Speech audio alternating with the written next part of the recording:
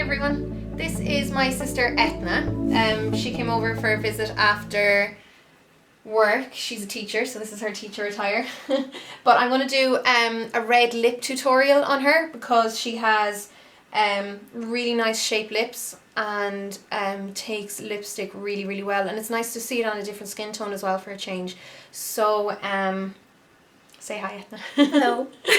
Okay, so Etna's lips are pretty in good condition at the moment. So what I'm going to do, she put Vaseline on earlier on and we blotted that off because you don't want any excess like oily, greasy barrier creams between your lips and the lipstick, because the lipstick just won't adhere well to the lips. So I have my Prep and Prime lip, and if you're sharing this between people or if you're, working on clients, make sure you have this well sanitized first. Use a bit of alcohol. So I'm just brushing this along Etna's lips, and you put it slightly over the lip line as well. This helps stop any feathering that might happen or any bleeding later on. So just pop that on first, and then grab whatever lip liner you want. So for this we're going to go fairly bright red, and I'm going to use the MAC Brick lip liner. You can see that.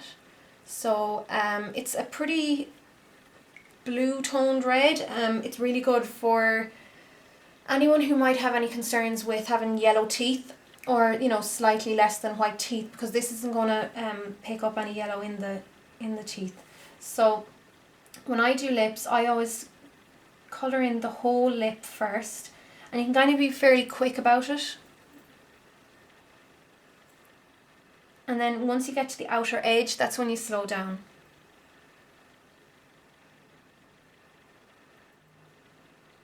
So I always use the side of the pencil, like kind of sit it on its side and pull it along to colour in, because you'll be forever and a day trying to colour it if you use the tip of the pencil. And then once you have the main body of the lips filled in with the pencil, this is when you want to start slowing down to get to the outside. So I always steady the lip line by placing my baby finger against someone's lip. I mean, on your own it's going to be a bit different. You can kind of you can place your finger, I suppose, on the side of the mouth, but you know yourselves to kind of control your own mouth and how rigid it's going to be when you're applying your own lip liner. So just lift your head up a tiny bit, Etna. I'm just going to start perfecting that outer edge. Now, because Etna's lips are quite large compared to mine especially, you don't want to overline, so you just literally stay right on the inside of the actual line. It's absolutely fine to overline thinner lips if you want them to be a little bit thicker, but it's important if you do overline not to use anything that's glossy or shiny, because that'll highlight the fact that you've gone over the natural lip line. So you definitely stay matte if you are overlining your lips. So if you just show there, that's one side of our lips done. On the bottom half then as well, if you just place your finger just underneath, it'll stretch it enough so that it's not going to move loads when you colour it in.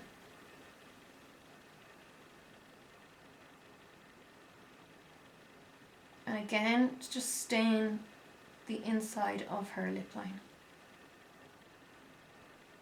Now, a lot of people find it their happiest to start in the centre and then work their ways out.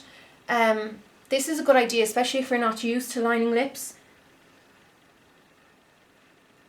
But I usually just start one side anymore. Open your mouth for me then. And then you want to make sure that it connects on the inside so that it can be really obvious that it doesn't if the person is talking. Open. And then you see a gap.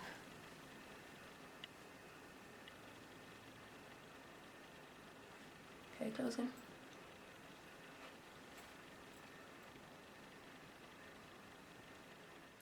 Okay, so most people's lips are not going to be 100% even or perfectly balanced on either side. So Etna's, it's a little further down on this side. Mine require like serious correction. Etna's not so much, but if they do, just try and match them up either side without going overboard.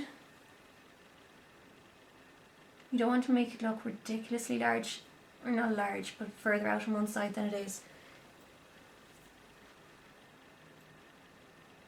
You just need to bring it down a tiny bit further than it should be.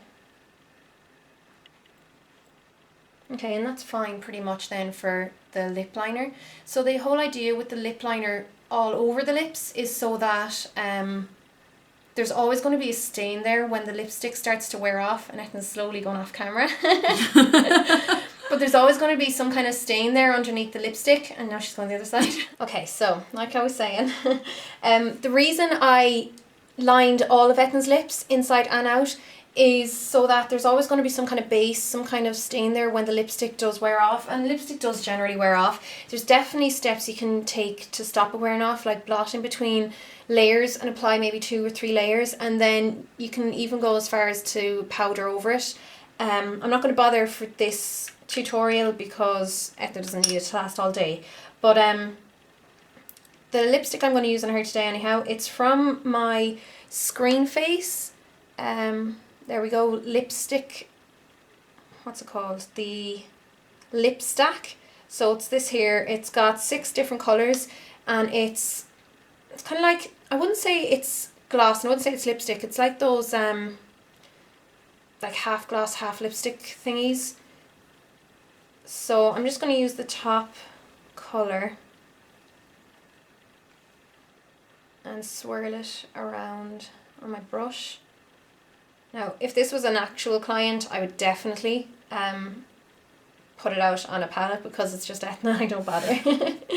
Okay, so thanks. I have it on my brush, and then just start again from the inside, because you can be pretty quick, and then you slow as you get to the outside. The reason I'm using this lipstick as well is because I can save, I don't need to use a gloss over it since it is quite a glossy lipstick. This lipstick that I'm using has a little bit less blue in it than the lip liner did, but that's fine. It's still not particularly orange by any means.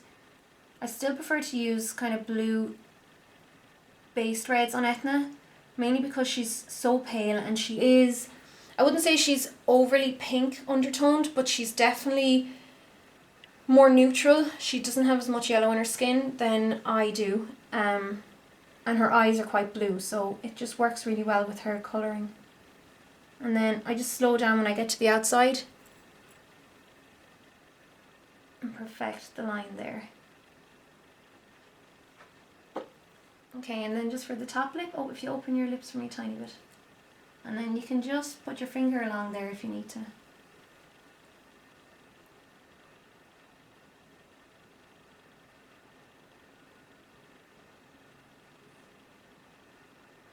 I think it's important to make sure you go pretty slow when you get to the top lip line, because it's really obvious if it's not perfectly straight, or if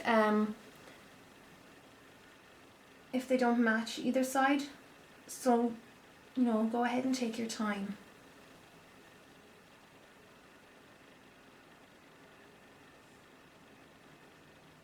And at least once you have the first layer down, you can definitely do the second layer a bit quicker, because you have the first one to guide you.